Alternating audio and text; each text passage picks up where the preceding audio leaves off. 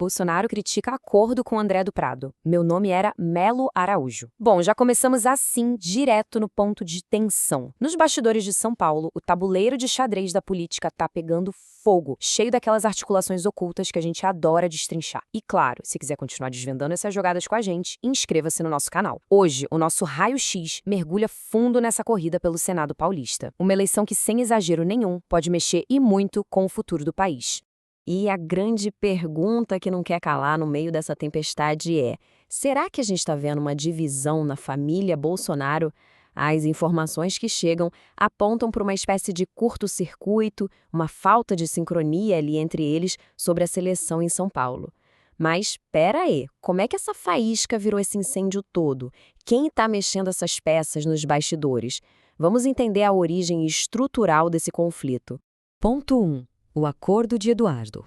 Toda essa confusão começou por causa de um suposto arranjo de bastidores. Os relatos indicam que o Eduardo Bolsonaro e o Valdemar da Costa Neto teriam sentenciado um trato. A ideia deles, consolidar apoio para o deputado André do Prado, seu candidato oficial ao Senado.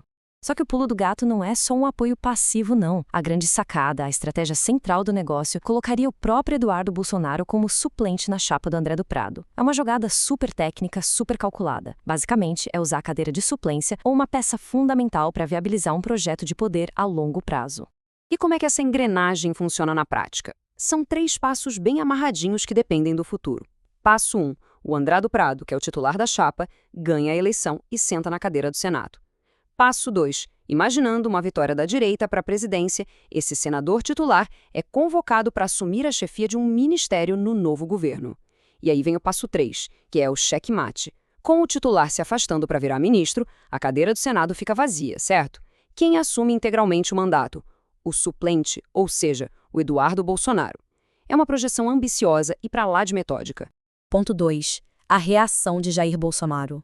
Só que o detalhe é o seguinte: o ex-presidente não gostou nada, mas nada mesmo desse combinado. O atrito gigante surge da alegação de que essa operação toda do Valdemar com o André do Prado teria sido montada sem o conhecimento prévio, sem o aval do Jair Bolsonaro. E o negócio azeda de vez porque essa chapa vai totalmente contra a vontade dele. Funciona assim: a negociação supostamente fechada pelo Eduardo traz o André do Prado como o candidato titular. Mas o modelo defendido pelo Jair Bolsonaro aposta no Melo Araújo como titular, mantendo exatamente a mesma estrutura com Eduardo na suplência. A manobra tática da suplência é rigorosamente a mesma, mas trocar a figura principal mostra que eles têm visões completamente opostas sobre quem deve liderar o projeto.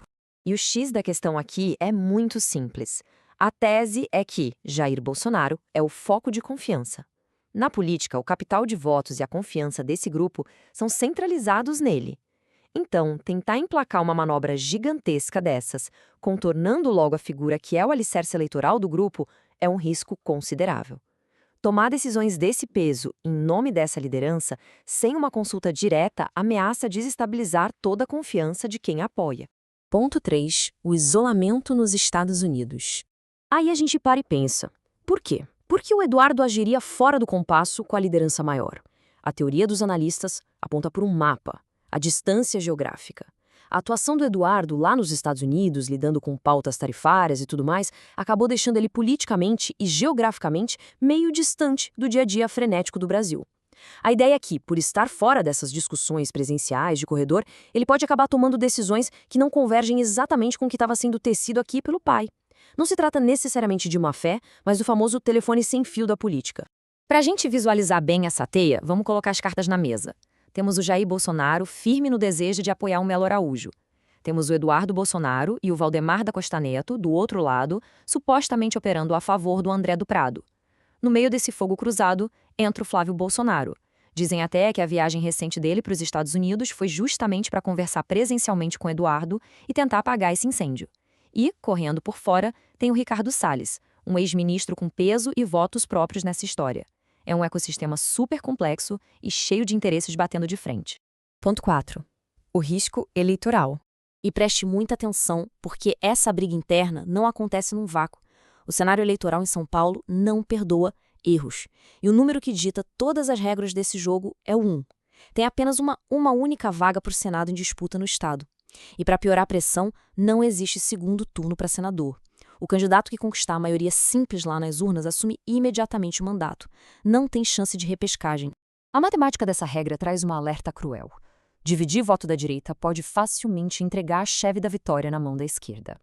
Imagina o seguinte: se a falta de consenso faz a direita lançar dois candidatos fortes disputando o mesmo eleitor, o capital político fragmenta.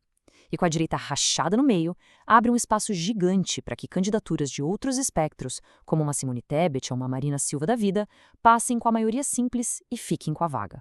É literalmente a matemática da divisão.